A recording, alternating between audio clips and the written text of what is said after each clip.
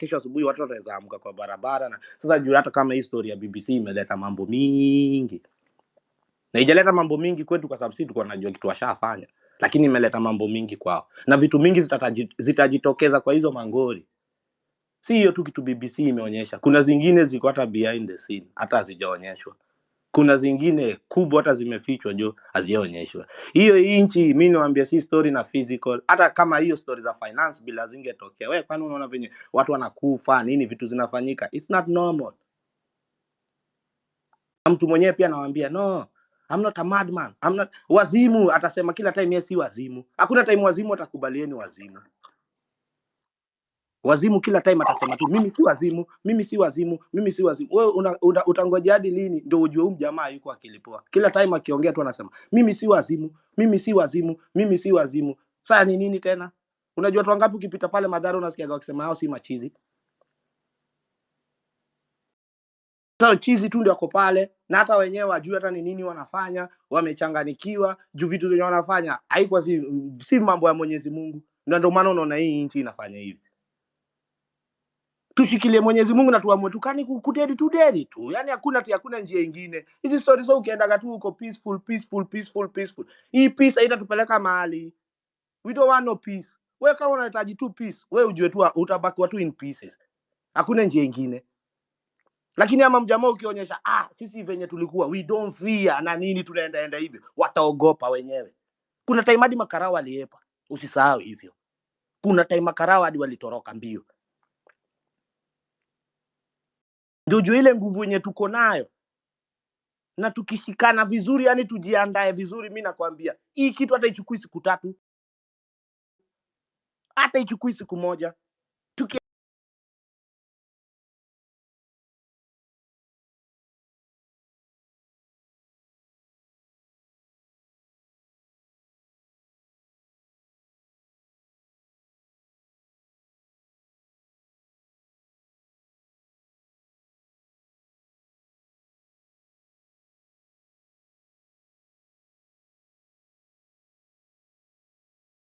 Wanajua tena kidogo kuna mtu mwingine tena akaangushwa, ameka ati juu unapigania sijui unapigania nini. Unapigana na mtu hata hajielewi. Kama sisi tunajielewa, tayari tunajua ama mjamaa wajielewi. Hata vinyo wanaongeaga tu. Hapa kuna watu wanaongea vitu za muhimu sana kuliko wale watu unaonaga kwa TV na hizo masuti. Hata sijui walifika gaaje hapo ama nini. Lakini saa hii tunajionea kila kitu. Na kama tunataka kubebwa maduanze tu tuendelege tukisukuma na hii ufala, tutabaki kitu hivyo. Hakuna time tutajitoa kwa ngori. Na kama tunataka kujitoa kwa hii ngori, wacha tujiorganize kama hiyo organize criminal venye alikuwa anaisema. Yaani tujiorganize vizuri. Tukijiorganize vizuri hiyo kitu hata ichukui more than 1 hour, mimi nakwambia. Lakini kama wewe unajua okay tutashinda tu tukiongea tunataka hivi. Kuongea italeta kitu. Hii kuongea ndio hii BBC imeleta tena. So sasa tuanze kukaa on toes, sasa tuko active. Usisahau ilikuwa ni 1 month, usimbali. Tunaingia Mei tunaenda tukiendaga June. Na msisahau tena kuna wengine wanataka kukaa chini wakiandika finance bill nyingine na nini. Si ati lazima pia mwaka lazima kutakuwa na nyingine. Sasa tukaa hapa tungoje hadi watulete nyingine ama sijui form ndio gani. Hata hiyo IBC tujui hata ni wakina nani wamewekwa hapo, hata tujui itakuwa. Sasa hata tukipiga hesabu sijui za 2027 man. Ni saa hii tujipange tu saa hii, tujiorganize vizuri, tunajua huyu atasimama huyu atasimama huku, lakini bado sisi wenyewe tunahitaji mafund, tujifund sisi wenyewe. Ndio tuonyeshe what a real organized criminals can do. Organized criminals can run a country. Very, very organized. Na KOT akiwa MP hataji hata magari sijui kaa ngapi. Hata anaweza drive tu peke yake na dere. Juu ana wasiwasi, hajaibia mtu yote kitu. Wanakimbia sijui na magari ngapi, mafia lifestyle. Hiyo ni mafia lifestyle, hakuna kitu kingine. Unaogopa nini? Hizo gari zote ni za nini kama wewe tu uko sawa? Kama umetembea Ulaya ukaangalia venye hata watu wa Ulaya hakuna magari kibao hivyo kama Kenya venye sijui Afrika venye tunabebwa. So wale wana maintain kutumaliza. Na kama tunataka kubadilisha kila kitu, tukaeni chini, tujiorganize vilivyo na tukue with our own funds. Juu tunataka kuonyesha hawa kitu inakuja kama 70%, out of 70% kila mtu tu atoe tu ashu. Out of 70% kila mtu tu atoe ashu. Tukisemaga jo hii time tunaenda kupambana na watu, si ndio mabwenyenye wanajifanyaga wako na mapesa, sijui time election ushaona magari zinatolewa pale kutisha wananchi. Wewe wananchi wanatishwa na gari fulani, wanaona wow, huyu ni Sonko, huyu ndo tunampigia kura, huyu ni round hii. Sisi tunataka sisi tuende kama tumejiorganize, yani hadi wenyewe washtuke. Juu hata sasa hivi ukileta stories sijui za ICC sijui hizo hazitaleta shangwe. Kuna waalami tayari wako kwa mifuko na kuna watu wana maintain kitu. Ni unaweza na tu Ruto ni, lakini kuna watu wana maintain kitu. Umusisahau Kenya ndio the only country 4 tribes zimekuja zika unite. Hiyo ni Nilot, Bantu, Kushites na Semites. So ujue hii ni Afrika yote mzima iko hapa kwa nchi moja. Na tukichambua hii mambo tukimaliza Afrika inabadilika. Yaani hata siku 3 iishi. Juu ukijua Kenya ni nchi gani na ukijua wewe nchi yenye huko, ujue uko kwa nchi ya Mungu. Na hii vita yenye tuko hapa si vita sijui physical tu peke yake, ni spiritual na iko deeper than hiyo kitu unaona documentary kwa BBC. Na kila siku kiamka asubuhi tu wewe usisahau kushukuru Mwenyezi Mungu wako. Juu ujui kutaendaje leo ama kesho ama nini. Wewe simama tu na Mwenyezi Mungu wako na msisahau ile kitu tuliachiwa, I'd rather die on my feet than living on my knees. Okay, thank you so much, Wazalendo. By the way, guys, as we are having this conversation here, kuna kitu ingine hapa nimego through hii social media, and honestly I'm even wondering what kind of a country we are having at the moment, because naambiwa kwamba from NTV Kenya, the National Television Network, NTV, wanasema screening of BBC documentary Blood Parliament has been cancelled due to pressure from authorities. Yani wanamaanisha kwamba hawa jamaa wa NTV walikuwa waonyeshe that documentary kwa watu wetu huko home wenye wanapenda kuona NTV, wenye hawaja access YouTube na hawajaona anything from BBC, they don't know about BBC. Wanasema kwamba the authorities, they have cancelled the screening of that documentary on NTV. Hii ndio nchi tuko nayo, by the way. Hii ndio nchi tuko nayo. I don't know, every now and then this government tuko nayo, they're suspending the constitution. We honestly have the freedom of the media under article 30 what is it, 31? Joshua utanisaidia hapo. Under article 30 something hapo, the media has the freedom.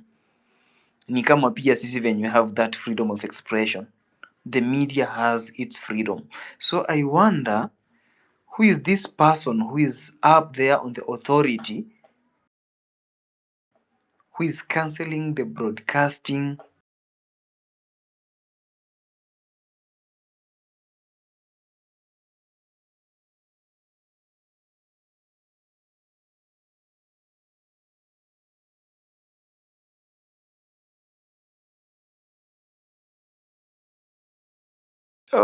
sawa auntie, you take it up basi, acha nimtafute.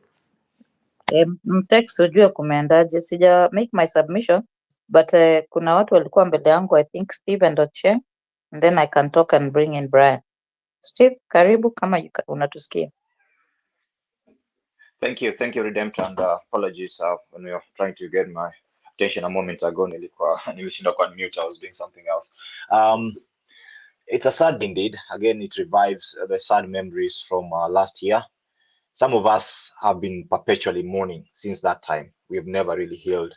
It was the worst of sights to see young people just shot on the streets in cold blood, when their only quest was for democracy, was for their voice to do the right thing, to actually obey the constitution by doing public participation about a financial bill. one of the gentlemen, I think it was Chege, who was murdered in cold blood. I think he was in university with me around the same time in JKUAT when I was finished. I'm told maybe a year behind. So JKUAT actually, as a university, did lose a few people that protest. You remember even this other gentleman, Denzel, was also from JKUAT. So right now, we from what we saw in that documentary, we know that Ruto actually suspended the constitution, because how do we have a KDF officer deployed to guard parliament when the military had actually not gone through parliamentary approval? It only happened the next day or so. It means that these people are acting extra constitutionally. They're just running the country like a mafia, they just do whatever they want outside the constitution. And when a president is acting like that, then it's up to the Wananchi, it's up to the citizens to rise up and take up the power given to them in Article 1. The people are the sovereign, and act to redeem their country. So easy, the government right now, if you look at the way the government is acting, even the people in government around Ruto, they know that vitu zimekumbaya. Ruto is right now at the worst, at the lowest ebb in his term, I can say. Like last year, even last year during the Gen Z protests, at least he had just come from, I think he had just come from a state visit to the US. He was still being viewed as the blue-eyed boys of global and African politics. But right now, he's being isolated because he has done so many missteps, shooting himself in the foot, some of it because of his greed. RSF, he's been involved himself in Sudan, smuggling weapons and gold, as has been laid bare by Chagwa. Human rights abuse, which we know that the West does not hesitate to embrace people who do human rights abuse, but they tend to do it with at arm's length, tend to put them at arm's length, so it cannot be embraced by the West the way it was before the Gen Z protests of last year. And today's BBC documentary serves even to paint him in that light even more. So even if they're dealing with him, they will try to put some arm's length between them and him. The fact that he has sided with China in the trade war against the US still has isolated him even further. And of course, we now know that everyone knows that it's only Raila who's actually holding him, in power. He could have been out if it wasn't for ODM that came and saved him. So he's in a very vulnerable position. Now, the other thing I want us to consider is this, that Uhuru keeps saying that the youth need to rise up. Now, I know most of us, all of us, know that Uhuru is part of this mess. In fact, this country really started going south when we elected two people who are suspects, who are going to the Hague to be president and deputy president respectively. And during his term, Uhuru has not done much to advance human rights. Even if anything, it was almost as bad as it is right now, truth be told. But even a broken clock is right at least twice a day. The thing he keeps telling the young people is that you're the last front in terms of this battle. You're the ones who can save yourselves. Don't think anyone is coming to help you. A little help like the one we've gotten today from BBC is something we thank God for, and we should just use that to advantage and to advance the cause. But let us not think that ultimately someone will come like this ambassador used to be from the US called Hempstone during the 4 years of 1991-92, who used to take the Orengos and the founders of Ford into his house and they plan about how to mobilize to overthrow to take over power in 1992. We're not going to have someone coming to help us, the young people. We need to organize ourselves. We need to find ways of mobilizing. And I've heard people say that, in 2002, it only took NAC about 3 months for them to, for them to cobble together a coalition that swept Moi and his candidate Uhuru out of power. But remember, that happened, yes. But what government came into place? Kibaki came into power, and Kibaki frustrated our efforts to have a new constitution in that first term until they wanted the constitution to be forged differently from what the people wanted. They didn't want this county government, and it had to take a post-election for us to finally get a constitution in 2010. The same way, if we are waiting for the political class kutupanga, tunangoja if you get 2027 or 2026, whatever it is, and then the wave comes, you'll be surprised to have someone like Gachagua being declared the candidate out of his sheer muscle and finance. And then what? Is that change? Gachagua, who's now backing Linturi, who's now trying to front Linturi and saying, this is my appointment in Meru.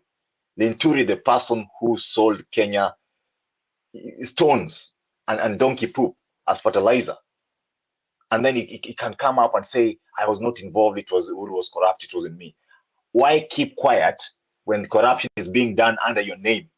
And then you come back later to say that it wasn't me. That is the worst we've seen. If even all these guys coming out, saying, oh, these things happened under that train, it was Ruto. Why did you keep quiet when something was done? You're in charge of that ministry at the CS. Something is done in your ministry as the Minister of Agriculture. You keep quiet and then you come back later to speak. All these people are corrupt, guys.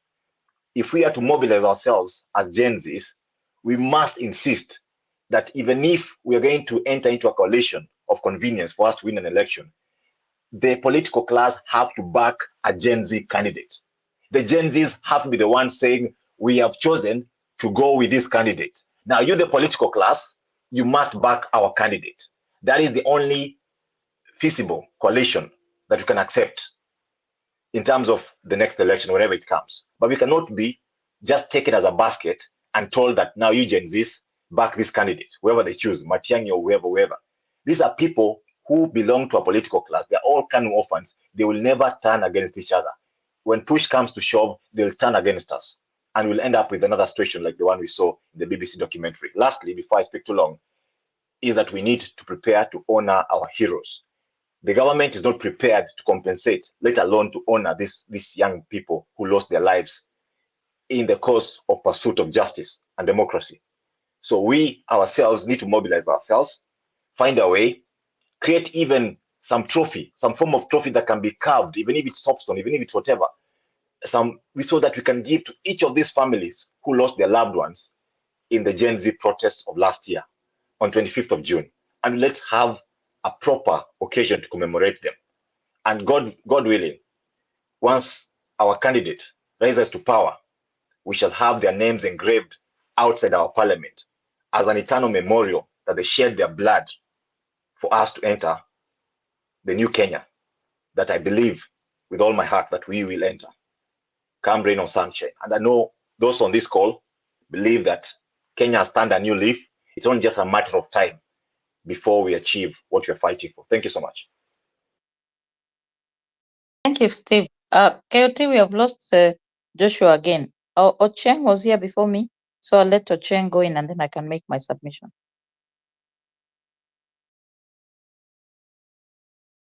Ocheng? KOT, had Ocheng spoken?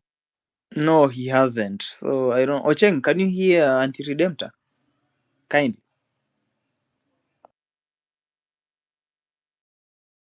Okay, so I think I will speak before Ocheng. We hope. Yeah, there you are. Just speak and I think I can follow. I was a little far kidogo ndio nimefika kushika simu. Unaweza endelea, Ocheng. Okay.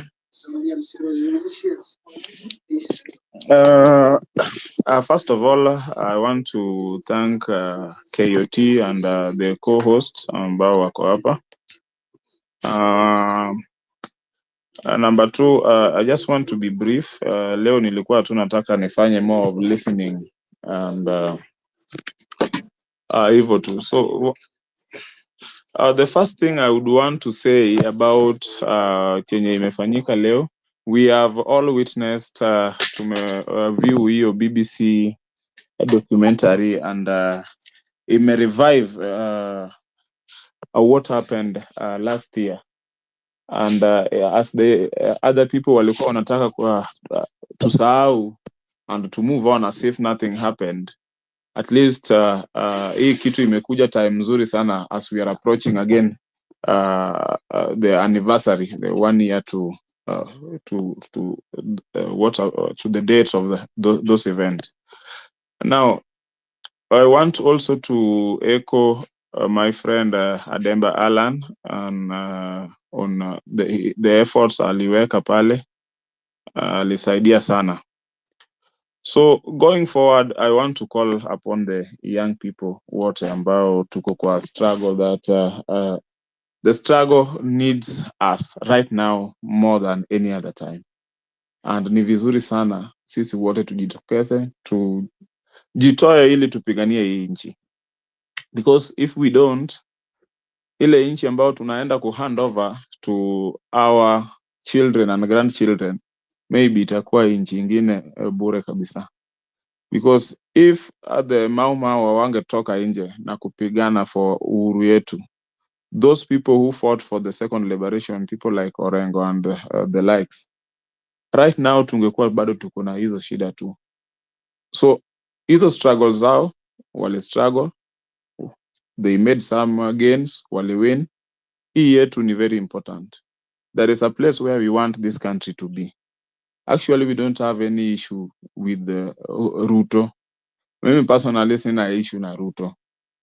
And as much as we are saying Ruto must go, but we should also with the same voice say the rule of law must come. This country imefika time yenye at least we need to start seeing that people follow the law. It is very sad leo mtu tu anaanza mambo na kugrab mashamba ya watu and then they send police there to kill people. Inamaanisha hii nchi the rule of law watu wamesahau kabisa, and yet we have a constitution.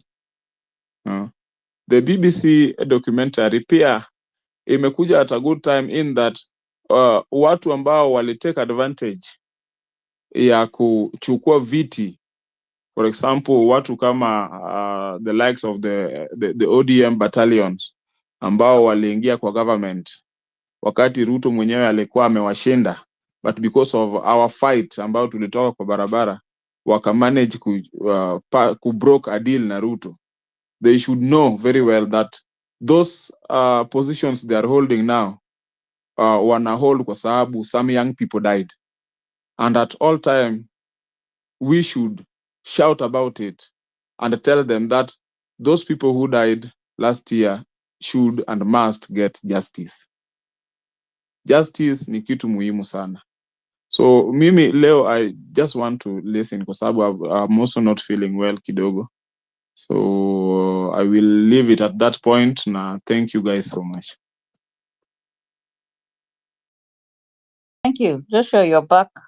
So let me make my submission, then I can give the co-hosts duties back to you.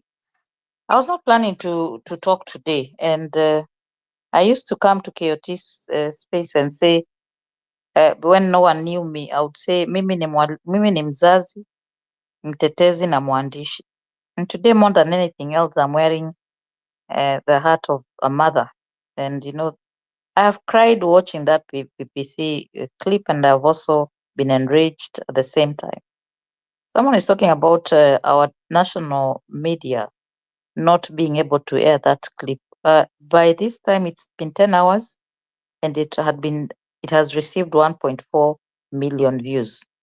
So I don't think we need them to air it. Instead, I have a challenge for them. Pardon me.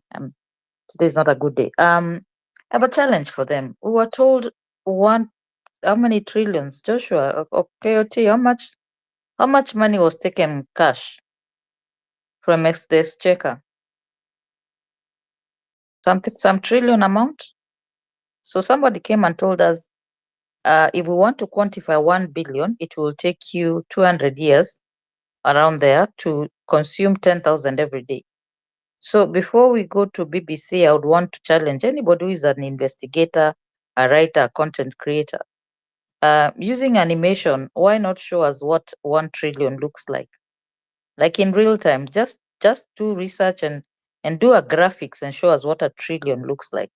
Those are things they can do that are not dangerous, because the kind of work that has been done by BBC is what we see in CSI. But I have something to say about that. That documentary was not made by BBC. That documentary was made by you. You who went to parliament, you who went to the streets, you who took a picture, you made that documentary. It's been very controversial when I look at some of the people I look up to their comments.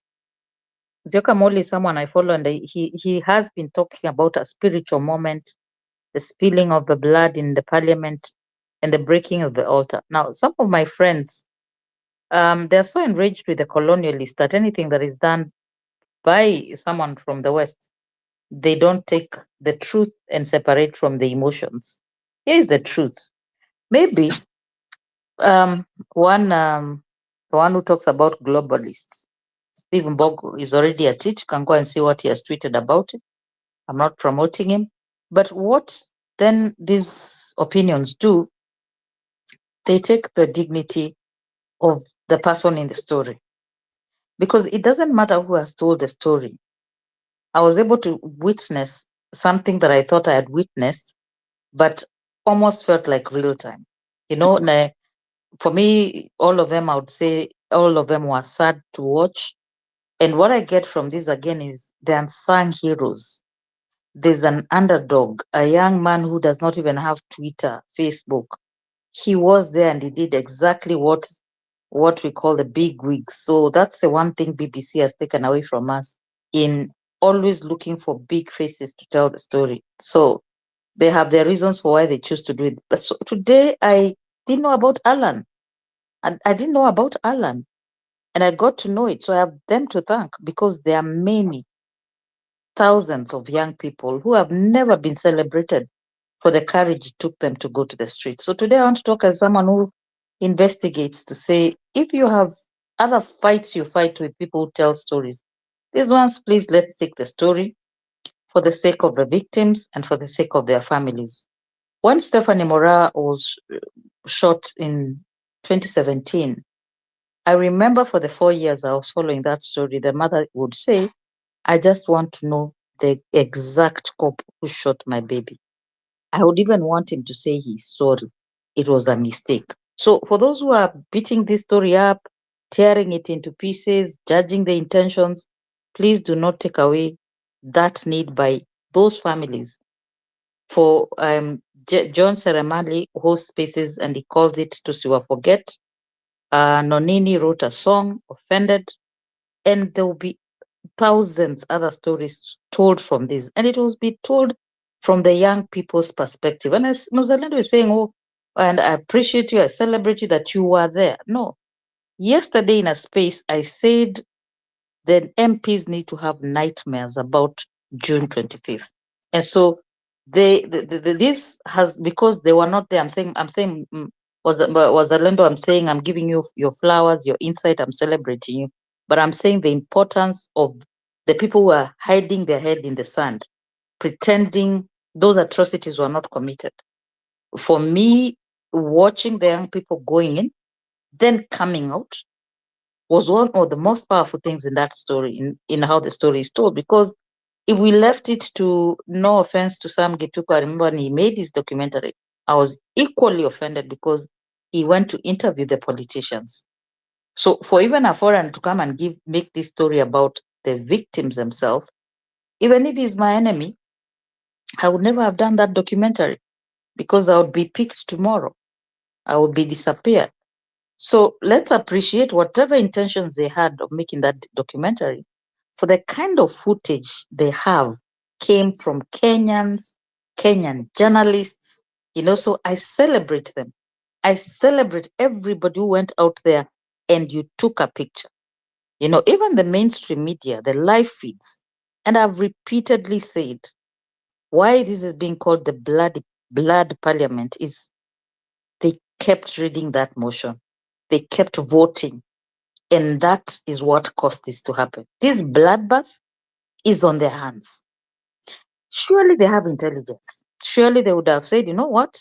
Ni kubaya, wananchi wamekataa. They could have done that. So there's not a single, even the ones who voted yes or no, they could have walked out. Even the ones who came and heroically tried to say, keep doing what you're doing, we were with you. No, they could have abstained. They could have worn their walking shoes. They would have been on this other side of parliament. So for me today, I want us to focus on what this story is about. This story is an expose. Now, I'm getting concerned about these exposes. They're becoming too many. I would want to see one actioned. We don't know how it will be actioned. What I'll say, I'll go back to Wazalendo's thought process because I feel what he's saying. There's a spiritual element of this. The Gen Z is like a spirit. You can't touch it, you can't kill it, you can't silence it. But we are human. I remember coming to space and crying the day the Mlolongo 2 were found. And just yesterday, the family of the other two reached out to me and asked, will we ever get to know what happened to? So there are many families, many families. And it's going to be, some people are going to feel courageous about this documentary because they were there. But to be honest, it's also going to trigger a lot of people. It's going to cause a lot of pain. So for the ones who are strong, I wish you continue being strong. And the ones who are really struggling, I just hope you can survive this pain that has been inflicted on us as a nation. Because even when we show this screening of this BBC to the 10 million Kenyans who go on TV, that's pain. That's you're duplicating the trauma. And so I am ashamed of anybody who is coming out. Kaluma has said it is a biased story. Do you know, if we had the freedom of expression, because we don't, how many documentaries that can be made of June 25th? We have young, talented cinematographers, animators in this country to actually do what was done today. We have people with the skills to do it. And it doesn't matter how long it's going to take. It's okay for other people to tell your story. You can come back and retell your story. So today, for me, I don't want to say sad. I did feel sad. I did feel anger. I didn't feel all those things. But I choose to celebrate the young people of this country with this documentary. A lot is said. People come here and they express their anger. Nimeongea, tuliambiwa tukipewa mic tusiongee sana. But I'm just saying it's, I just hope this documentary gives the people in parliament nightmares, because there are a lot of young people who are not accounted for in that documentary. And these BBC people, pia what's it to enjoy? They have more. 30 minutes is not enough. Ukiamua kufanya kitu, fanya kabisa. So we want to see part 2. We want to see more if you are genuine. You know, if you are connected with BBC na watu huko hizo ma country, msitubebe ufala by just giving us a teaser, like you come and provoke us tusikie vibaya and then you go. You're feeling good because no, muliamua kufanya kutuonyesha vile mnajua kufanya documentary. 30 minutes is not enough of what happened. You know, so today I just, you know, we haven't seen the story of Rex. We are hoping this case is going to be expedited. And someone has, Steve, you said a very important thing about our unsung heroes. We can celebrate them. We can actually even changa to do compensation. We can, with 100 shillings, 200 shillings. It is possible. So anybody who thinks they can kill what is going on in this country, I've said it's a spirit. And yes, I do believe the spiritual thing of you shed innocent blood in a place where ma altars ziliwekwa. Ile ushirikeni imefanywa hii inchi. And I'll finish by saying personally, and I say this with a lot of guilt sometimes, I feel like the young people saved a lot of us. A lot of lives have been saved. The destiny of this country. So today is not the day I come and bash KOT kufanya mchango. No, today is not that day. Today is when I celebrate good journalism and I call for better journalism by Kenyans. We want to see a documentary with animation of 1 trillion, looks like how it was removed from the exchequer, ilibebwa na kanta na pickup na 40-foot container. And then BBC, kama mtufanyii documentary ingine na hata nyinyi endeni na huko. Fanyeni hii kabisa kabisa, tujue kabisa. We want to see more faces, we want to see more stories, and I celebrate every young person, old person who is fighting for a better Kenya. Anybody who put themselves out there, Joshua, KOT, Sonko, the sleepless nights you spend, everybody, Steve, everybody. I know some of you. There's a lot of people who changed tune. Hata Ocheng umekuja kusema wale waliingia government. Sasa kuogopa kusema baba. He is the one who is the ringleader of joining government. So tonight, all of them are going to be asking themselves some questions. And to be honest, I don't think a lot of MPs will watch this documentary. You know why? Because of that part where they were running in the tunnel, the part where they were fainting, the part they were lifted in a chopper. So today is not a day to beat each other up. Hata wale wanasema hii imeletwa ya kutu confused so that they hijack. There's nothing that is ever going to be hijacked. I celebrate the young people of this Kenya. I feel sadness when they are used, and then people come and say you are using them. No. Young people of this country can make their own decisions about how they want to be governed. And we are here to tell you that My generation has let you down in many ways, and they're not willing to let go what they've done, the manipulation. They're not willing to let go. You know, I've seen Aman Manyore talk about the BBC. I follow him. I used to like following him, but he's holding on to the same old. He's saying, oh, nothing action will be taken. No, there will be action taken, because what you're feeling yesterday is not what you're feeling today after watching the courage, the pain, the anguish. And so it's not over. It's not over. It's not over in the sense that justice has to be rendered to those families and to those people. And to all the ones that are missing, we call out wherever they are, we call their spirit to haunt these people, to give them sleepless nights. Leo sijui, leo nimekasirika, sitaki kuongea official na sitaki kuongea mbaya mbaya. Joshua, you're back to you. I think there was Brian and Paulina has joined the panel and John Mugonji, so you can follow that order. Kama nimeruka mtu, I'm sorry. It's because Joshua is a co-host and he kept dropping. So thank you, the young men of this country, for inviting me. This was not my space. This was your space. I just came to celebrate you and kuambia pole, because people are still hurting. Asanteni. Oh, asante sana Ndi Redemptor. Najua Joshua amerudi. Joshua, just a minute, nakupatia the microphone. So Ndi Redemptor, unajua ukiongea kuna mambo ambayo watu wamenukuu kutoka kwako. You know, I speak fluent Swahili, by the way. So mtu ameniuliza, kwani hii wimbo yeno nini yenye Ndi Redemptor anaongea ni wimbo gani? By the way, for information, ni mimi ndio nilifanya, what should I say? I'm the one who played that song, the first person on this platform. So I thank Nonini for giving me that opportunity. And of course, Unredeemed, wacha nikwambie ukweli. Mimi, Joshua na wale watu wengine tunaenda huko nje. Unajua kama sio mchango yako hatuwezi enda. So Unredeemed, usiseme tunakuja kutubash hapa because of that. I think you should keep on doing that, because honestly, huko nje tukienda huko kama huja tusaidia jamani, hakuna venye tunaweza Ilikuwa ni tembea huko mchango, nje. sina kitu, ilikuwa ni ile mchango uliambiwa upeleke kanisani na kuambia tufanye mchango ya kanisa. Tunachanga ya maji tu ya watu kusurvive. Honestly, if you want to, a lot of people who are out of the country, they look at like this Alan young man. Did anybody know about him?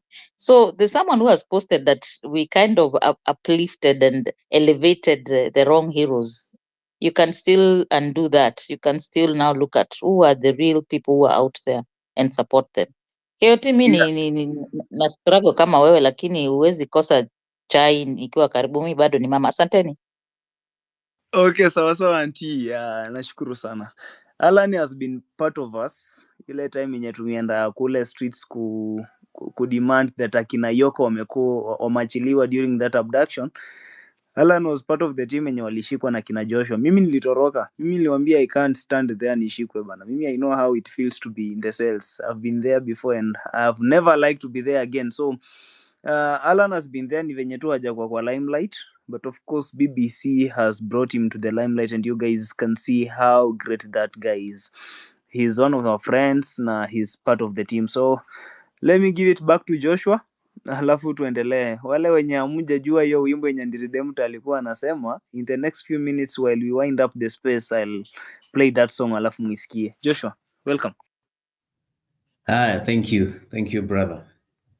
Now that people are also giving credit to, which is actually due to Ademba, let me also speak about him a little bit. Yeah, we were arrested together on 30th, and by that time, Ademba had grown a very huge TikTok account. I don't know, I think maybe TikTok guys knew him because he has a TikTok account of about 150,000 followers and it's active. But he's one person who's been there at the forefront doing quite a lot of stuff. And what you saw, and of course, plus more, when we went for the anti-abduction protests, we were together with him, we were arrested together. Keoti alitoroka venye amesema. And he insisted his name is Alana Dembaja Degree. He insisted we call degree. him Jadigri. We call him Jadigri because getting a degree is not easy. so he wanted people to know him as Jadigri. But I'm happy that finally he's actually gotten his flowers and that he's stood for the right thing. He's been part of our team. There's a team that slept in the cells on that night is called C23 or Central 23. So he's part of that Central 23, and we appreciate him really for that. Now we have spoken quite a lot. I would love us to now restrict ourselves to 2 minutes each, so that then we can also close. Some of us are going to work in the morning. So I'll call Brian Osoro, and then after Brian, it will be Pauline. So Pauline, get ready. And then after Pauline, it will be John, in that order. So Brian, the mic is yours. Yeah, thanks everyone. I hope I'm audible. Yes, loud and clear. Yeah, so,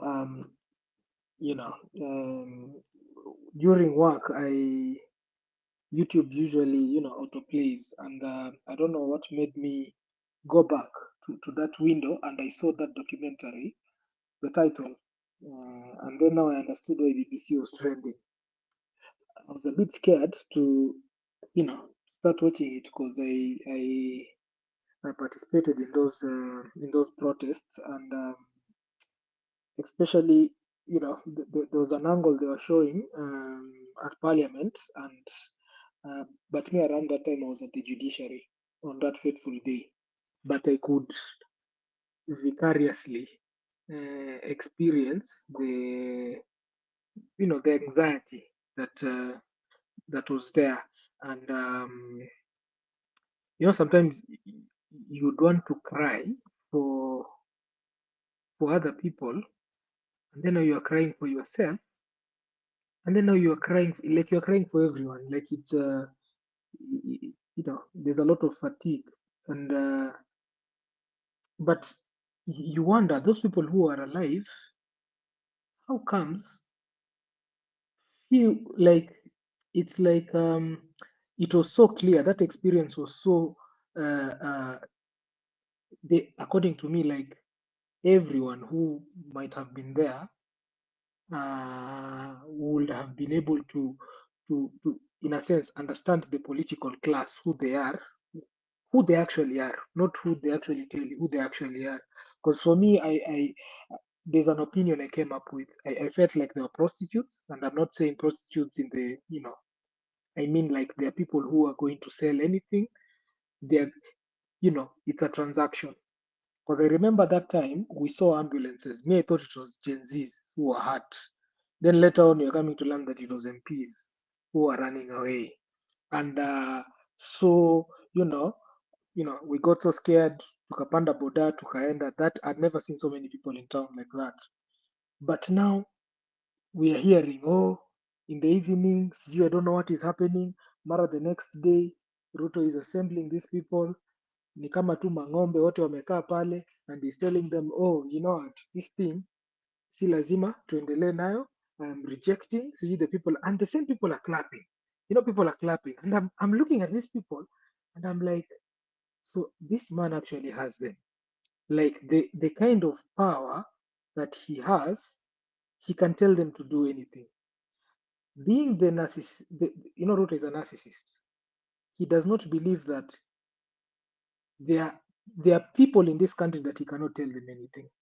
And these people, since he cannot tell them anything, now he wants to describe them. Mwanzo anaanza kusema mko na mashetani, anaanza kusema, he calls you so many things. Oh, hao nyinyi wazazi, hao watoto, mbona like, he's not understanding, cause in his mind anajiuliza, if MPs listen to what I'm saying, what of these young stupid people, what are they trying to, ni nini hii ni tabia gani? Me, what I will say, because I realize hatuna time mingi. One, anything that will embarrass Ruto, do it. Anything that will make him look stupid, do it. Anything, and I mean anything. You could be an artist, you could be whatever it is that you are in your position, however small. There's that inspiration which usually comes. Like, okay, me, I'm in the world of software, but it doesn't mean that you're not creative. We try to create sometimes, and sometimes it could be something that becomes, you see, like how all of a sudden MPs were named MPs. There was that connotation of their pigs. That is very important, Because where we're heading to right now is 2027. And I can tell you, it's a battle of narratives. Sometimes the problem I have with this movement is that we sort of lose focus. What the Redemptor was talking about, the colonialists, what have they done? They have painted a picture, and the canvas was Kenyans. You see, painters, I don't have to be Masai if I was a painter for me to paint Masais. No, I just need to know how to paint. But the people who I'm painting are the story, and that story is very complicated. Whatever happened in June 25th is very complicated. You can have 10 writers write about June 25th, and each might be having their piece, meaning this is something that can be retold until 2027, and it can be shown until 2027. It can be represented until 2027. It is a lot. So sasa, mimi husikia vibaya sana, and I'll be very honest, when I see some people who I think are influential, instead of us pushing forward, we are fighting each other. I know today is not the day of talking about strategy and etc, but hiyo kitu nimeona leo kwa social media. Instead of us talking, these people were killed, they need justice. We are like, what is this white man trying to say? Oh, this white man never spoke about the soldiers who raped me. And I'm like, boss, BBC has exposed that you can, at your own time, go and Google BBC rape stories, Kenya, etc. You will see it's a lot. BBC has even exposed its own citizens, the Brightons, hiyo ujinga, whatever it is that they were doing in Ghana. So as I learned, because this is very important, 2027 to I have seen what happens during elections, and sometimes I've been on your side ya kutali. I'm landing, Joshua. There's something we're doing. I don't want to really be very whatever explicit about it, but it's to do with these elections, and it's to do with, we have phones the same way we captured hizo picha during June 25th. We're going to capture this election. Wakihesabu, tumehesabu, we tally, we beam, we do what? If we're able to do that across not even 47,000, across the 40,000 polling centers, ameenda nyumbani. Me, I'm telling you. Na pia kama tunaweza kuregister hizo kura, huyu jamaa ameenda nyumbani. If hii documentary imemshtua leo, anafaa kushtuka kila siku. So leo hii documentary imetokea, kesho sijui nini, kesho sijui nini. That is how it's supposed to be, so that he does not think. If you give Ruto time to think, he will think and he will think. So let me land. Wow. Asante sana Brian. Let's pick it up from there. Wakihesabu tunahesabu. Wakifanya hivi tunafanya, and we're doing it even more. The good thing is for us, we're not doing it for money. We're doing it for our country, and we are more energetic. We are more passionate about this, and we are going to overpower them. Definitely, by all means necessary. So I don't want to talk much. Pauline, take it up. Thank you so much, Joshua. Thanks, KOT, the rest of the panel, and everyone listening. I saw this space going on, and I thought maybe I could contribute, but I saw the documentary hata sikuweza kumaliza, niliwachia nusu because it's so heartbreaking, you see, seeing our fellow youth, how they were killed, and after this documentary aired, you still see what people are talking about on their Twitter handle, on the X spaces, and you're like, come on. We as Kenyans, I think we've been kind of like programmed to be like people who love peace, docile beings, hatutaki mashida. But this documentary came at a time where we cannot, like a certain gentleman said, hatuwezi sema mambo na amani hapa. Because note that these people are very shrewd, they don't give a damn about us. They're like very bad. We're dealing with human animals, for lack of a better word. And they think that wanajigonga before, they like so arrogant, very narcissistic beings. And as a people, it's the high time we see through their bullshit, because they will come. They always use three main things, whether it could be the tribe, could be the church, or bashing people against each other, you see. And we as a people are the catalysts. We end up fighting each other here. But we have a very big thing to deal with. And this is us as a people to come together, because I'm sitting here, there's a finance bill right now being tabled somewhere.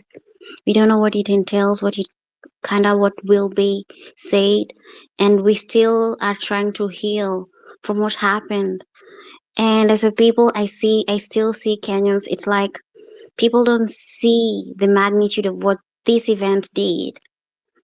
Watu wamekaa chini wanaona mambo ni normal. Nothing is normal. Kenya has never been the same again. From the 24th protest, I'm like, nah. Na watu wanaona kama ni kawaida. Unaona vile hao polisi wanaendelea kujipiga vifua kila siku. People continue to kill others. They've lost any regard to human life. The political class is so evil, but they know that we are a threat to them. So that's why they continue to do these atrocious acts all the time. They do whatever they feel like they can do to put us down. But it's the high time as a people, as the youth of this country, we come together because there is no other way. That's the only thing that can save us. We need to strategize, knowing that we're dealing with a very evil regime. They don't listen to anyone. The constitution is like defunct right now. No one listens to whoever. I mean, nothing is working. So we need to really know what as a people we need. I know myself, I don't really care, have nothing to lose. But what about other Kenyans? We have like a population that's all every man for himself. You know, leo nilale, kesho niamke niendelee, maisha inasonga, but inasonga vipi?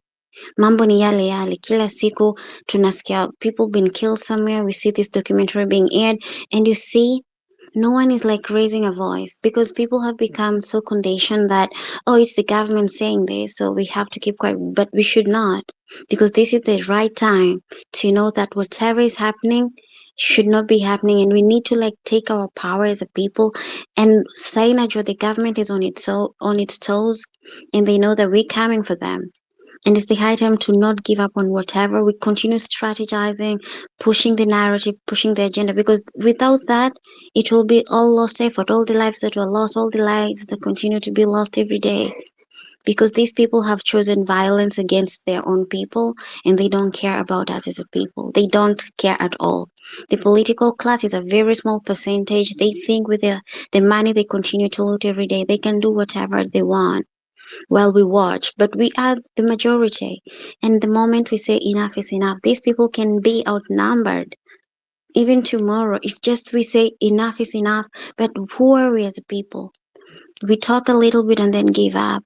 And that's very sad because you see people left, right, and center. If we want change, we need to go eat.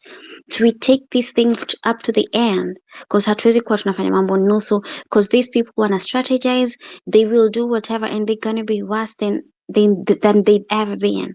And that's what we see, and we continue to see every day. So my point is, I feel so low. I didn't even manage to finish that documentary because I was like, our country, a once ever promising nation, inaenda, it's kind of like going to the, I don't even want to say the word, ni kama tunaenda kwenye, tunaruka mafi, tunaingia kwenye sewage, sijui. Lakini kama watu twafaa tuwe very serious, because this is a matter of life and death. No one is coming to save us at all. No one. And it's the high time we try to push this agenda. It's a good thing we still have people of goodwill, people in this space who wish to have a better country, but safari ni ndefu na haitakuwa rahisi. So lazima tujipe nguvu, we continue supporting each other and knowing that at the end of the day, all these civilizations were never built on like peace, because no one understands the language of peace in this world. It's a very crazy world, very cruel. And yeah, peace does not work. And that's why you see so many lives being lost every day. So we have to be very intentional, very strategic, and knowing what we really stand for as people.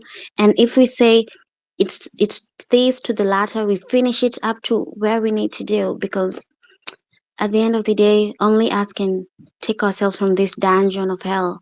Because I think we are. Maybe I don't know how hell is, but that's where we're headed. And to see we're brainwashed by religion, because these people tend to have that. Sisi ni Wakristo, sisi ni nini, ukabila. Yani, we get swayed so quickly. And that's our parents. I don't know about our population, because I know As a young generation, we see better, we know what's working, and we know what kind of people we're dealing with. And they're in for a very huge shock because we are not our parents.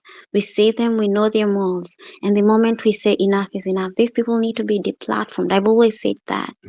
They should not be given any place to talk. That's all. Or they always be abducting people, doing whatever bullshit they know how to do best. But let's all come together to push agenda. It does not matter hata kama tutabaki 3 people standing, of which I don't think it will be the case. But let's not give up, guys. And I'll drop the mic because I feel very sad. I saw this bloody parliament, and I was like, gosh, I just have to talk through my fellow compatriots and just say, let's not give up. We're dealing with a very evil people, regime and population of individuals. So I'll drop and yeah, let's not give up on that. Viva. Thank you, Pauline. You've made me think about Wazalendo. I think Wazalendo was also in the same thought line that hakuna haja ya money. There's no need for peace. It's an eye for an eye. And you guys are saying you are seriously wounded, and that you would do anything to go to the streets tomorrow. You're saying we only have ourselves, and we need to strategize. You see, the issue is we talk about strategizing, but then are we really strategizing? So on that vein, I would like to welcome you as a lender and all the other people who've talked about strategizing and organizing. There is something we are working on very seriously, and we would want as many people as possible so that we do serious organization and serious strategy, to the extent that we will have our roots everywhere, that if we decide kulipuka, itakuwa inalipuka from all corners, not just in Nairobi or Mombasa or Kisumu. So thank you. John. I don't know, John dropped, or John is here. John Mukopi. John Mukopi. Yes, habari zenu? Salama, welcome. Kwaje bana? Tuko fiti bro, mambo. Mimi niko poa. Mm. Bana, nimekuwa nafuatilia kitu from a very different angle, and all I can say that I'm so much saddened with the current situation in the nation. Juu hiyo documentary kidogo tricky situation there. So mine is not much. Mi tu ni kusema bana, vijana tushikane. We need more fearless people. Siri ni pale kwa ballot, na the best we can do, tukisema tufuate sijui kura za president or whatever, hapo tunajua obvious they'll do us dirty. But pale kwa kura za MP, if we manage kuscoop kura, tuweke tu ma MP wenye sisi wenyewe tunataka, we will be good to go. Haya, number 2, another thing yenye I don't think watu wanafuatilia sana is this thing called the recall clause. What happened to the recall clause? MP wenu afanyi kitu ama alipiga yes huko. What happened kwa kupiga masignature zetu huu mtu akuja nyumbani. Huu mtu akuja afieke nyasi na sisi huko home. Juu it's so difficult to fool a mature, young, learned generation. You know how hard that is, mazee. Juu ukiangalia watu wote walikuwa pale kwa maandamano, niko sure 100% kila mtu kwanza amaliza form 4. To make matters worse, watu wengi bado wako kampo. And to make matters even more difficult, watu wengi washamaliza kampo pia hapo. You see how difficult it is to fool such a generation. So me would really call for the recall clause. Hizi kelele zingine mingi hizi zinatuweka sana. Inafaa tutingishe tu hiyo bunge bana. Si through sijui kwa barabara, ni through to signature. Na huu msee kuna mali anaepa, si IBC iletwa. Huu msee tunapiga ma signature zetu polite hapa, MP anakuja home. Cause nguvu ya Orezo iko kwa wao ma MP. Juu hao ndo wanasema ndio baba. Akisema wewe ndio. MP mwingine alituambia ati alivote yes. Huko ma area zetu ati alivote yes, ndio aliambia watapatiwa 600M. ati ya barabara, na barabara bado iko in shambles man, mpaka tunachimba na majembe kando ya njia ndo tupite bana. Like what the hell man, it's so fucked up. What happened to the recall clause? Hiyo ndo ni tu nguvu watu waja discover recall clause. Tujaribu kusoma hiyo kitu tuielewe, and we act swiftly on that thing. So my last thing is that I'm so sorry kwa wale maheroes wetu walidedi mazee. Tusipofanya kitu mazee, itakuwa nikaa tumekojolea kaburi zao mazee. Man, hii kitu ifai tu inaenda hivyo bure. Hatujakuja kukuitisha vita, but accountability tu kiasi. Juu angalia tu mazee, hii Kenya tu inauzwa like it's bado na transact the way they want. Like ono msee ameenda tu China, hizi dini wanaongelea hata hatujui nini. Like we don't know shit, we're just in darkness. Hizi dozi kuje kina Murkomen na tukojolea hapa na masaa na mamshipi sijui za 1,000 ngapi. Angalia Sudi mazee Sudi donda bana, donda sahi anakula karibu mita 500 kila mwezi. Ati you guys, are you seeing how fucked up this thing is? Ati sujaenda kupeana speech kwa shule bwana. What the hell man, you guys, are you seeing vile kunaenda? Like we need to do something about the recall clause. Hii pesa yao itawaokoa, cause sahi uwezi niambia sahi mtu atanipea thawa ati ninyamaze maze, hata unipee mita sahi misiji. Like you, these guys needs to go. Like we need to delete them from their powers, kwa put new people hata before tufike hiyo 2027. Juu tukisema tunangoja maze, pia wase si ati wamedozo, wase wanapiga mamats bwana, wanajipanga. So sisi kitu inatusaidia tu and they say it for free, tumekanyaga shule. Hiyo ndio kitu inatusaidia, na tunaweza fikiria in a very common way kitu inaweza tusaidia, and then we are one, hatuna ukabila. So I'm really hopeful that in the coming generations Kimani anaweza kuwa governor Kakamega, na Omwami from Kakamega anaweza kuwa senator huko Mombasa. That is the future we want. Si ati kikabila or whatever. That's the future yenye maza ya kuna ukabila. Juu ndio imetuweka hapa in the first place. Una get? Hata sasa hivi wakijaribu kukashifu gava unasikia tu sijui Murima. That's just nonsense, but we need to enact the recall clause. Anyways, thanks, and let me drop man. Okay, John, before we end, by the way, by any chance, are you coming from somewhere in Chesamis, Mbongi hapo juu? By any chance, do you know Chesamis? I know Chesamis, but are you part of the famous Mukopi family? Hiyo utanitafuta kwa DM we mzee bana. Ngoja, there is something I need to say about that. Okay, it's not part of the family, but najua you guys are on the border between Kimilili constituency and Mount Elgon constituency. That is if you come from that famous Mukopi family hapo Chesamis, and you find out that bana huko kwenu hakuna njia bana, and I wonder why you guys are always silent. Honestly, ukienda huko Mbongi huko juu in the caves huko, ukienda Mount Elgon, nothing is there. Yeah, sijui kama ni iko part of Kimilili ama part of Mount Elgon, because the member of parliament mwenye anatoka hapo kwenu needs to be accounted for. Like anafanya nini parliament? Honestly, there is nothing that happens there. Honestly, I want to talk about one constituency. It is called Navaholo constituency, my friend. That place tumekuwa na MP 3 terms. This is his 3rd term.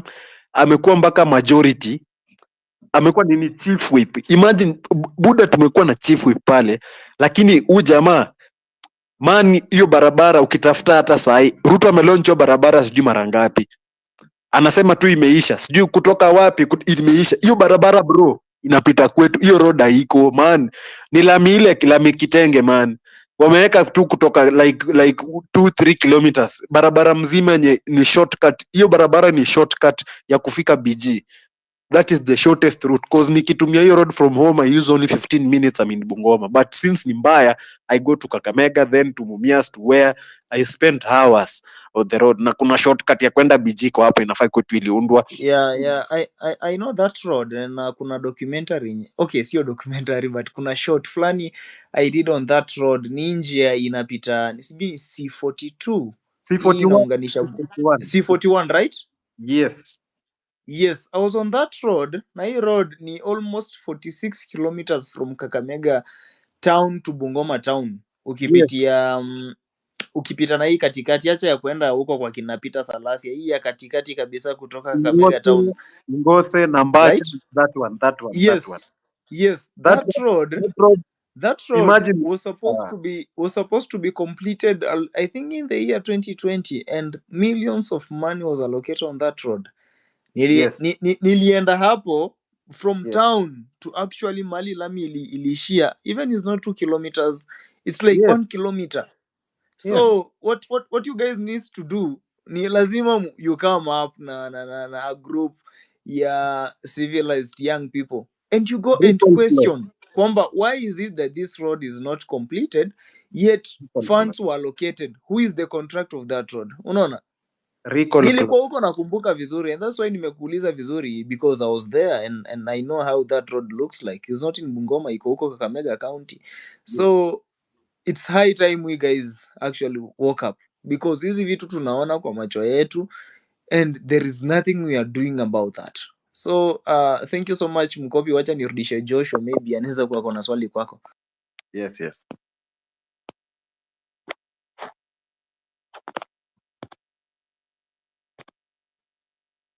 Hey Josh bro.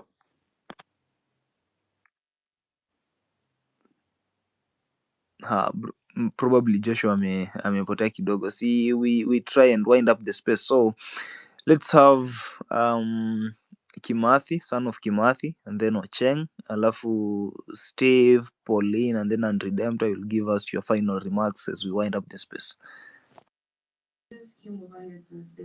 Hi everyone. Mi yangu nataka kusema that I don't think tunaweza achieve anything through ballot box.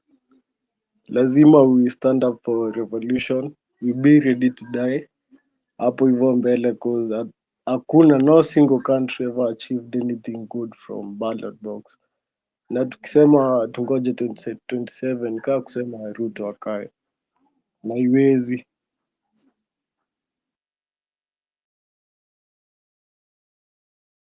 Yangu ni hayo tu. Next. Okay, sawa bro. I think the opinion imechukuliwa on a very serious note, and of course watu kama mimi mwenye tunafikiria kwamba lazima tupige kura, we'll have that discussion, and of course moving forward we see the way forward. Otherwise nipatie Ocheng and then Steve, Pauline and Redemptor in that order, kama tuna wind up the space kindly, it's too late.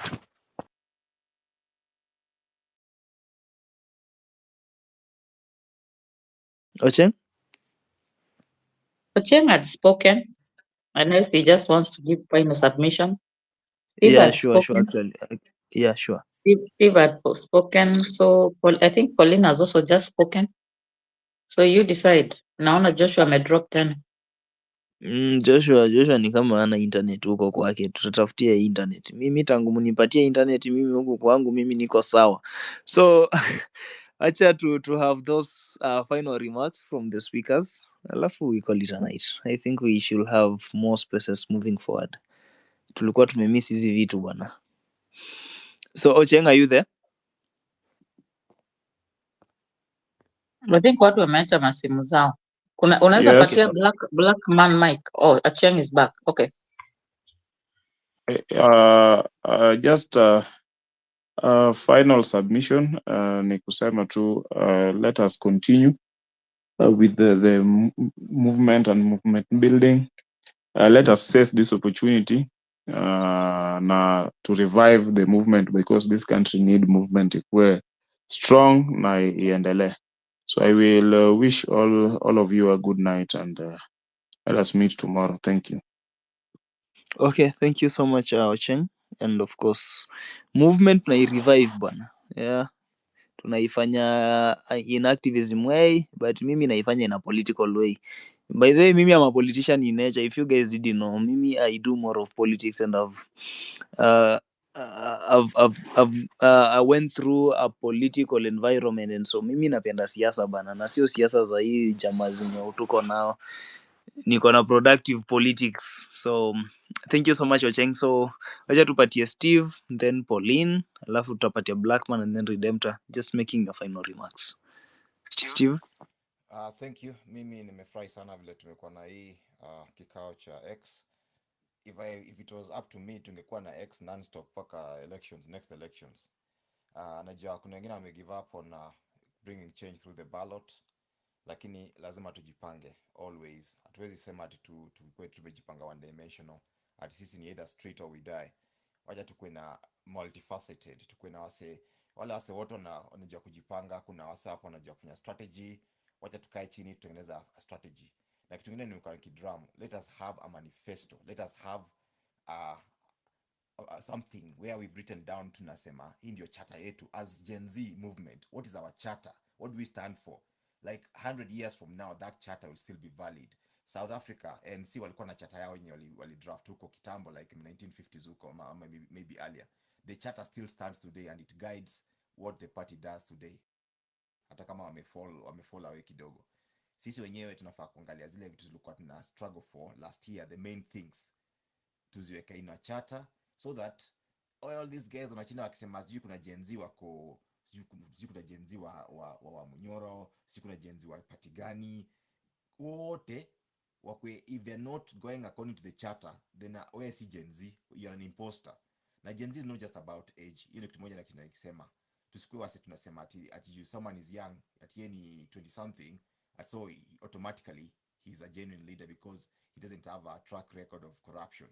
No, you must show that hata kama ile tumefanya ndugu, hata kama ulikuwa prefect high school, kuna wasa nakujua waseme ulikuwa aje when you are given a little whatever leverage as a leader, ulitumia aje.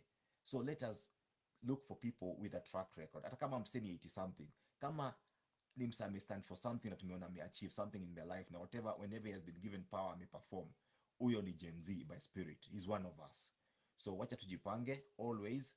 Na kitu mimi nikisema lazima tukue na secretariat yenye wasenye uwezi compete na wase kama sisi tunafanya part time. Kama sisi unakuja one week unaongea kwa X, the rest of the week unajaribu tu ku inject, lakini hatuna wase wako like 100% in, wanaendelea kupanga hiki kitu kila siku, wanaendelea kuleta everyone together. We don't have that at the moment, and I think that is the main weakness.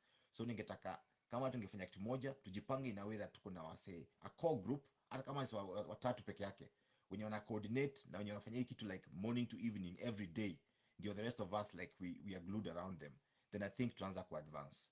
Lakini I'm sure we will get our way right, and I'm confident that we will win this war. Thank you so much.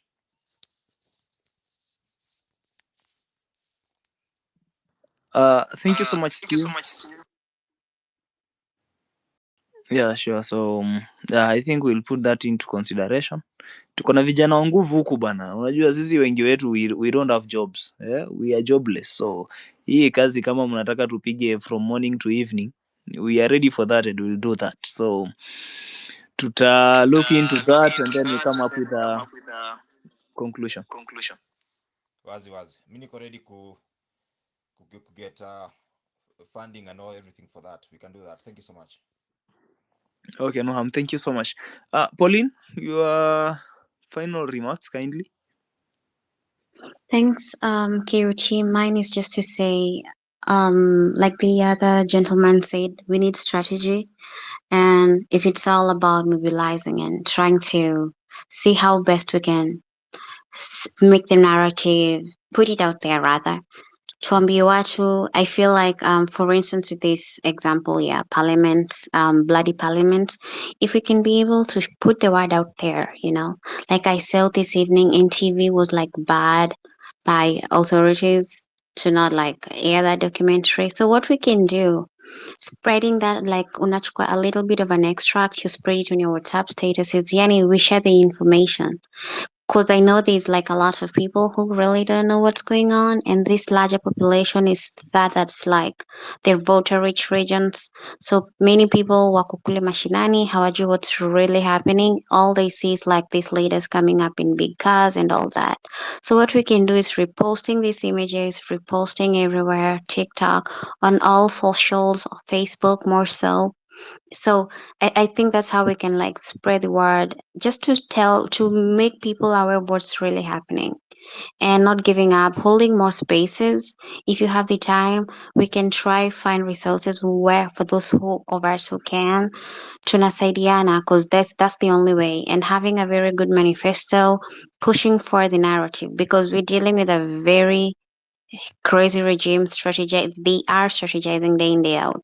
Sisi kama as a people, kama Gen Zs, is this young population, naona kuna kwanga na mambo mengi ya kutugawanyisha. So we all need to come together. We sail on the same boat because we all have the same agenda, you know, and the agenda is to send this regime home and to have a better country. So as much as we're saying we're holding spaces, let's try wherever you are, whatever you can do, just push that narrative to a fellow Kenyan, because right now we don't really give a damn about tribe.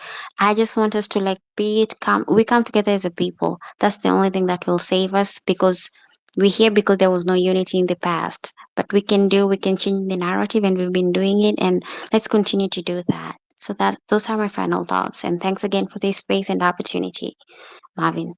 Have a lovely evening.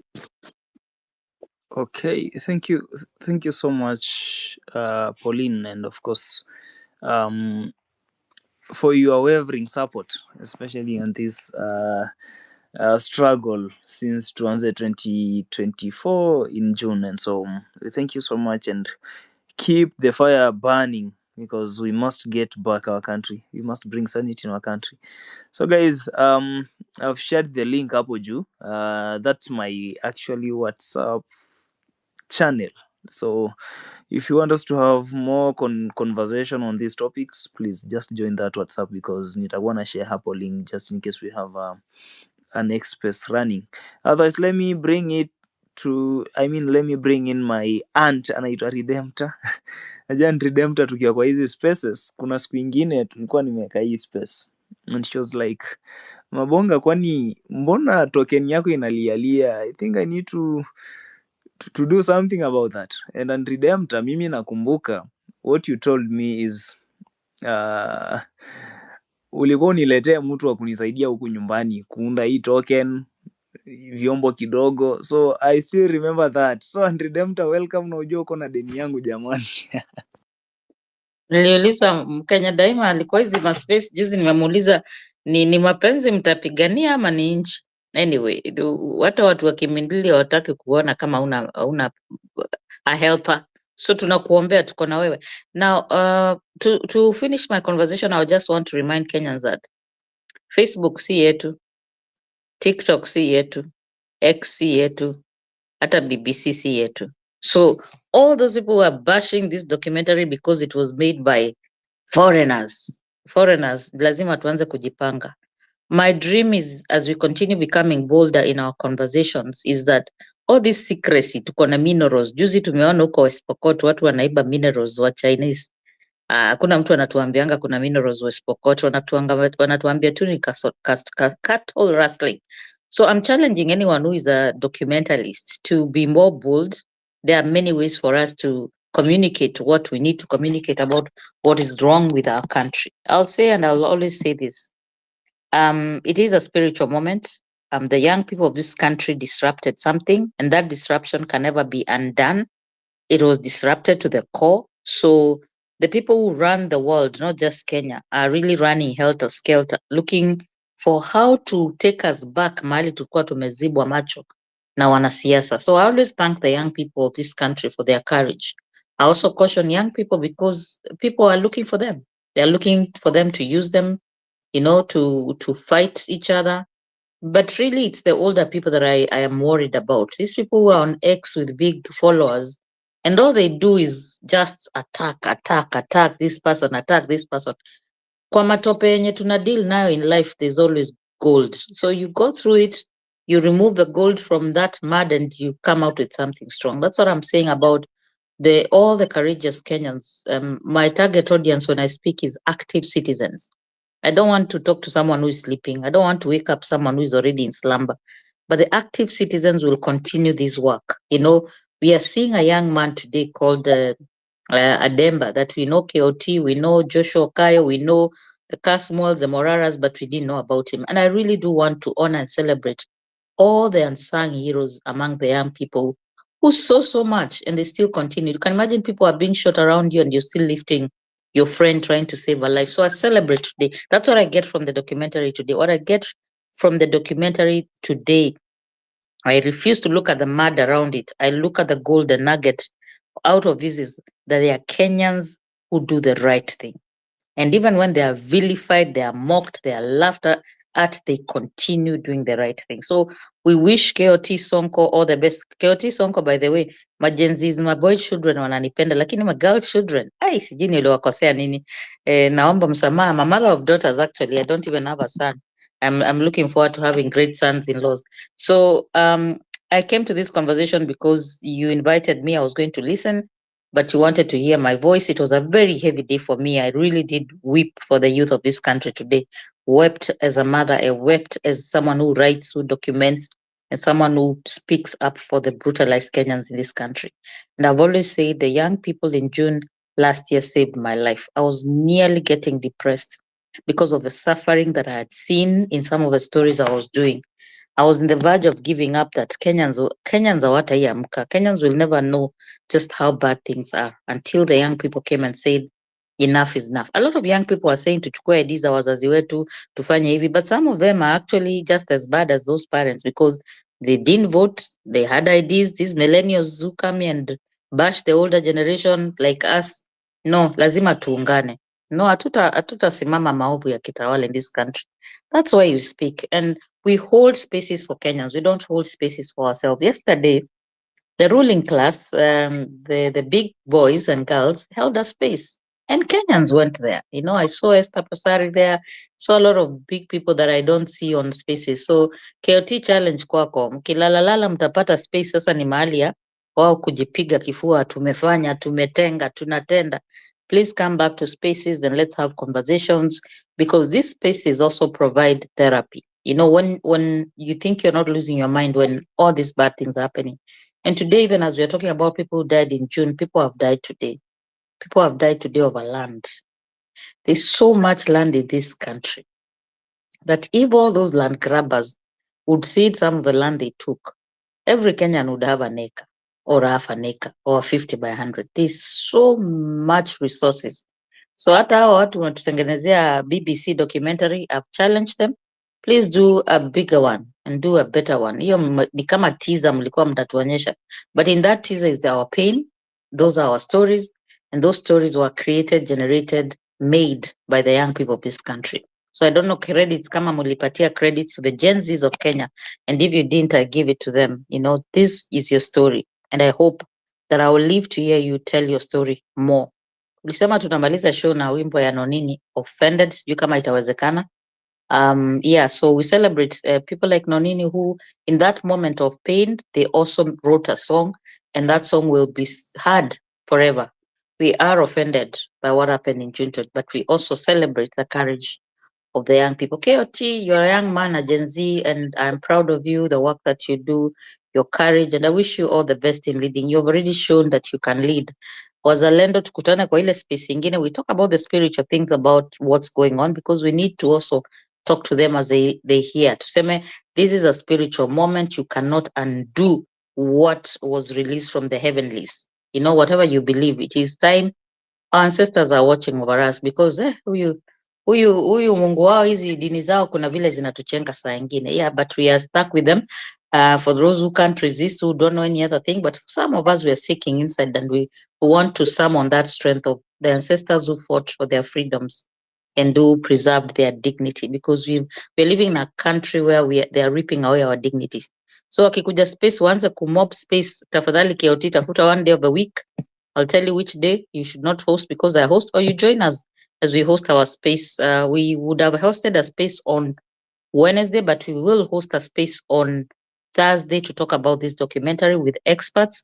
Those are people who can tell us what was the army doing in the streets. Sometimes information is power, and we seek to give you that information on Thursday. What does it mean if IPOA cannot police when the army comes to the street. It's a delicate subject, but we are people who are willing to talk to us about it, and we want to know information is power. We thank the young people because they used information in June to fight for their rights. Keep using that.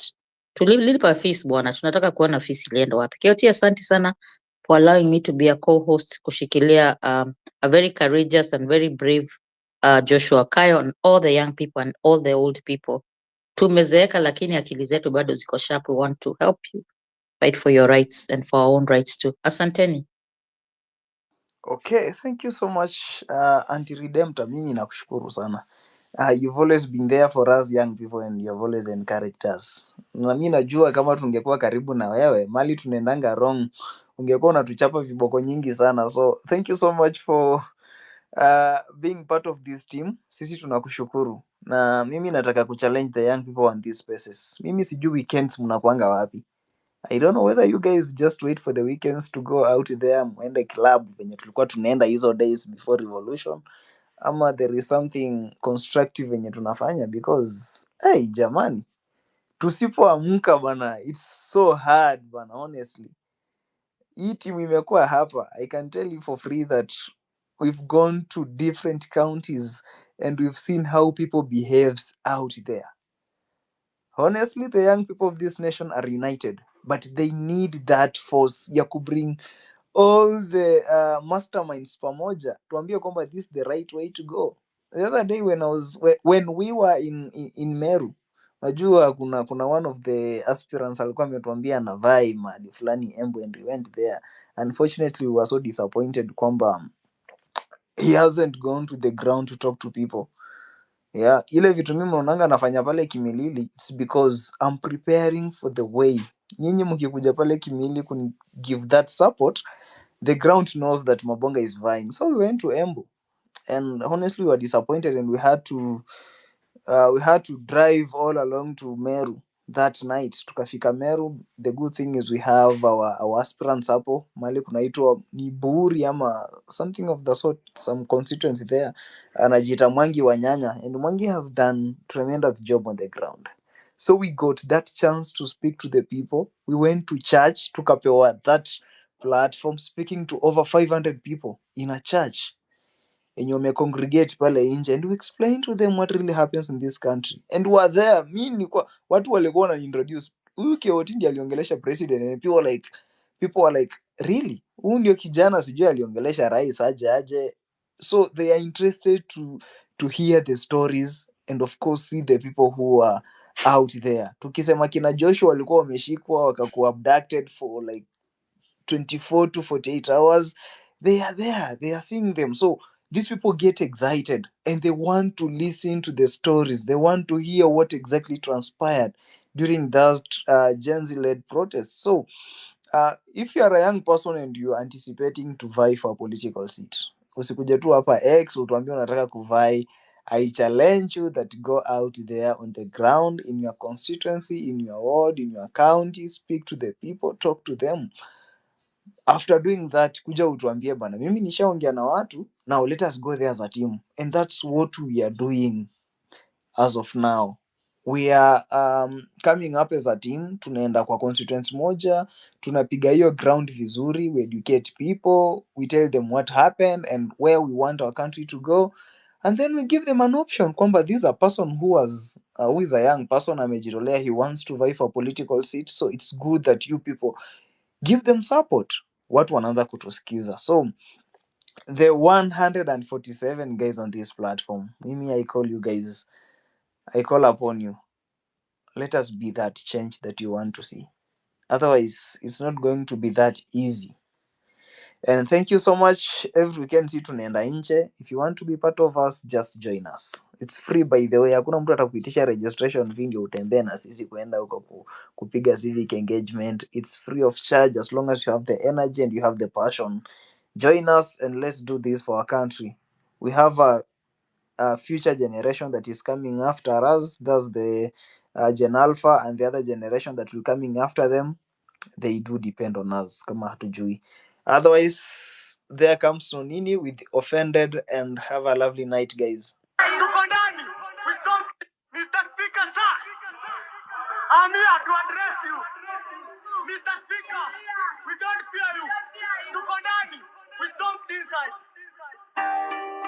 condolences to the families and friends of all the Gen Z we lost 2024. Our freedom fighters, our heroes. I'm offended. Little, I'm more than offended, bro. I'm disgusted. Aje sasa.